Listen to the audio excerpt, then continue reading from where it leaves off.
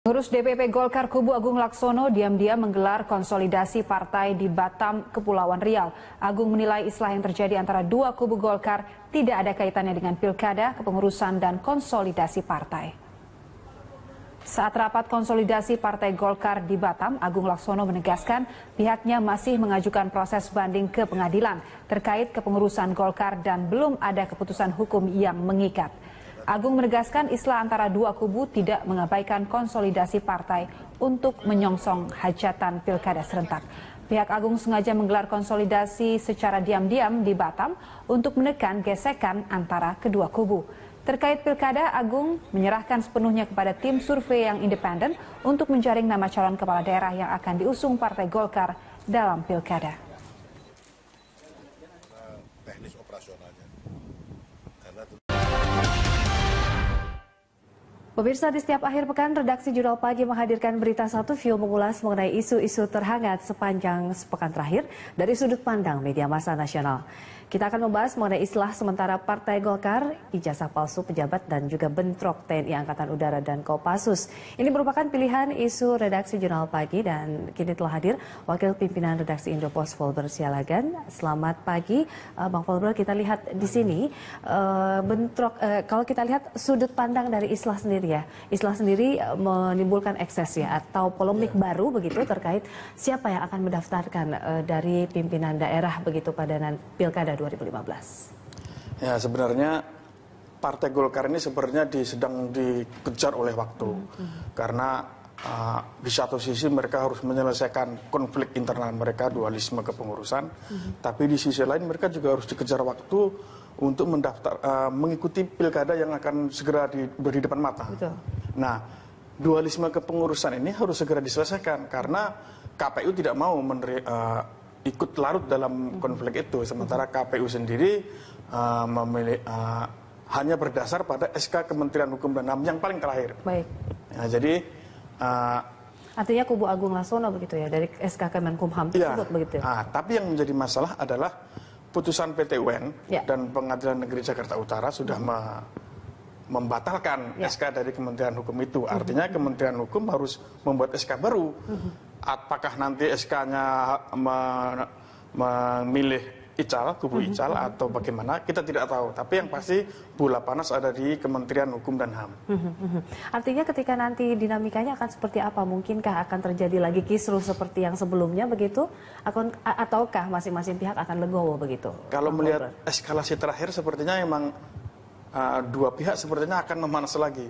Kemarin sudah islah di rumahnya Wapres, segala sudah ada islah, ada 4 poin yang saya kira cukup bagus ya, 1 sampai 3. Hanya yang nomor 4 itu yang mungkin masih menjadi masalah ketika siapa yang nanti berhak menandatangani pencalonan kepala daerah itu adalah yang disetujui oleh KPU. Ini yang menjadi masalah, dan masalah itulah yang kemudian menjadi membesar ketika PT UN ternyata membatalkan SK Kementerian Hukum dan HAM. Itu artinya adalah masih ada masalah lagi yang harus diselesaikan. Sementara kubu Ical sendiri mengatakan jika ada putusan itu sudah keluar, artinya dia yang sah, kan begitu. Betul. Nah, di sisi lain kubu dari Agung masih mengatakan bahwa kita yang terakhir memegang SK Kementerian Hukum dan HAM. Dua-duanya merasa benar, dua-dua merasa yang paling berhak. Nah, itu nanti bagaimana? Nah, disinilah peran dari Kementerian Hukum, maksudnya Menteri Hukum dan HAM sebagai tanda kutip itu bapak asuhnya para partai-partai. Artinya akankah dimunculkan kembali begitu ya, kalau memang masing-masing pihak ini legowo, ini musyawarah nasional begitu ya terkait satu kepemimpinan begitu yang akan diusung, artinya nanti hanya ada satu pintu untuk memilih dari pimpinan daerah. Ya. Susah juga sebenarnya ya. Mestinya harusnya seperti itu. Seharusnya mereka sebenarnya dalam poin pertama sudah ada dalam perjanjian itu bahwa mengutamakan kepentingan partai khususnya nanti menjelang pilkada serentak 2015 ini. Tapi yang menjadi masalah adalah belum ada satu figur yang bisa membuat kedua kubu ini nurut.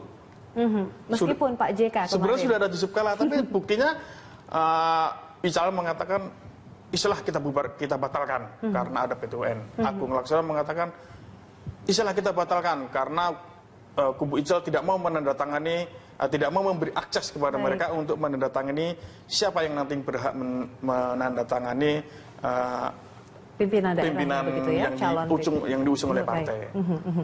Kalau kita lihat sebenarnya mungkin bagaimana nih? Ini kan bermuara juga ke Kemenkumham begitu. Akankah mungkin Kemenkumham akan begitu tegas tanpa ada konflik kepentingan di dalamnya? Saya melihat begini, justru ini yang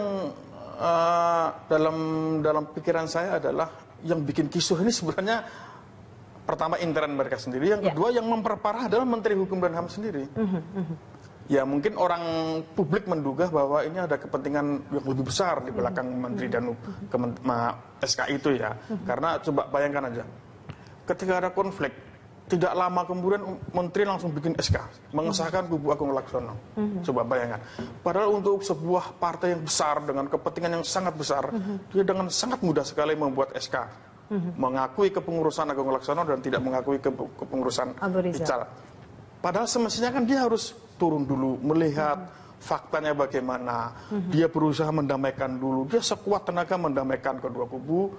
Lalu kemudian setelah proses itu lama dan ada berbagai cara yang sudah dilakukan dan ternyata masih baru dia membuat sikap. Kan seperti itu mestinya kan. Tapi ini tidak. Dia belum melakukan apa-apa untuk melakukan untuk mendamaikan kedua kubu, dia langsung, itu artinya dua kubu sudah panas, dia sudah mengambil posisi di antara dua pihak ini.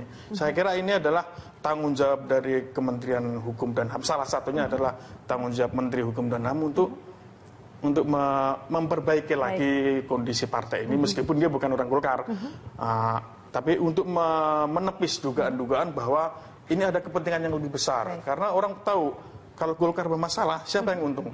Golkar adalah oposisi. Keadaan terburuknya akan seperti apa ya? Mungkin nanti akan juga ada dilematis dalam KPU nanti begitu memilih siapa yang kepengurusannya sah hingga ke daerah nanti.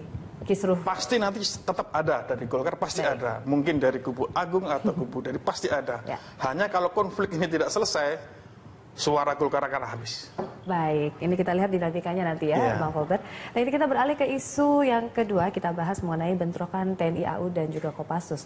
Ini masalahnya apa sih sebenarnya? Apakah memang hanya karena senggol atau mungkin kesalahpahaman begitu ya terjadi kemarin di tempat karaoke di Sukoharjo, Jawa Tengah?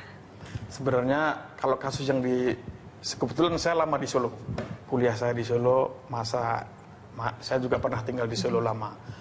Konflik antara Kopassus dan Paskas itu, Angkatan Udara itu sebenarnya sudah lama. Sejak 10 belasan tahun yang lalu sering terjadi. Ketika mereka bertemu pasti berantem. Baru papasan aja, lirik-lirik kan pasti berantem. Dan ini terjadi hampir di semua tempat. Antara aparat TNI dengan TNI, TNI dengan Polri. Sebenarnya masalah ini adalah sebuah harus diselesaikan oleh pimpinan TNI saat ini. Dendam lama yang sudah lama terpendam begitu? Bukan dendam sebenarnya. Mereka tidak ada dendam antar individu, antar ini sebenarnya nggak ada. Ini masalah apa ya? Ini adalah sebuah kekesalan masing-masing anggota yang sudah lama. Pertama adalah masalah kesejahteraan. Jadi ketika dulu masih ABRI, TNI itu begitu sangat kuat. Mereka bisa dalam berbagai faktor mereka bisa masuk dalam sektor ekonomi, sosial, politik dengan fungsinya macam-macam mereka. Tapi ketika dipisah menjadi TNI aja dan kembali ke barak, disuruh profesional lagi, tidak boleh berpolitik, tidak boleh berbisnis, habislah semua. Nah, yang bermasalah di sini adalah level-level menengah ke bawah dengan gaji yang pas-pasan, tidak boleh sahabat sana, tidak boleh sahabat sini, begitu kan? Artinya ditambah dengan kecemburuan melihat sejawat mereka di Polri, mereka melihat pangkatnya sama tapi wah beda banget nih kesejahteraannya. Artinya adalah kecemburuan, kemudian faktor-faktor yang sudah lama itu terjadi itu membuat sedikit aja ada pemicu mereka akan marah, sedikit aja, baik itu dari antara mereka sendiri, dari arah orang lain mereka akan marah. Kemudian di sisi lain adalah Menteri Pertahanan kemarin mengatakan begini, dia menyendiri Panglima TNI. Panglima TNI dikatakan dia terlalu sibuk. Dia terlalu sibuk sehingga kurang kurang dekat dengan anggotanya. Itulah yang terjadi Tapi di menjadi level pertanyaan besar ya, komandan. ada apa atau apa yang terjadi di tempat hiburan malam? Apakah mereka memang hanya sekedar melepaskan rasa stres atau mungkin menjadi backing dari salah satu atau lokasi di tempat mereka bertikai begitu? Itu pertanyaan yang mungkin. Ya, itu memang sudah bukan rahasia umum bahwa penjaga-penjaga di banyak-banyak tempat hiburan malam, tempat bisnis sekalipun, termasuk pembisnis pribadi pun banyak yang dikawal, dijaga oleh anggota TNI. Baik. Itu adalah mungkin ya semacam seperti saya katakan tadi, sabetan mereka untuk menambah setoran ke rumah gitu. Kira-kira seperti itu. Ini kita masih akan membahas perbincangan lain dengan topik lainnya di Bang Volber di segmen berikutnya. Kami akan kembali, tetaplah di Berita 1 View.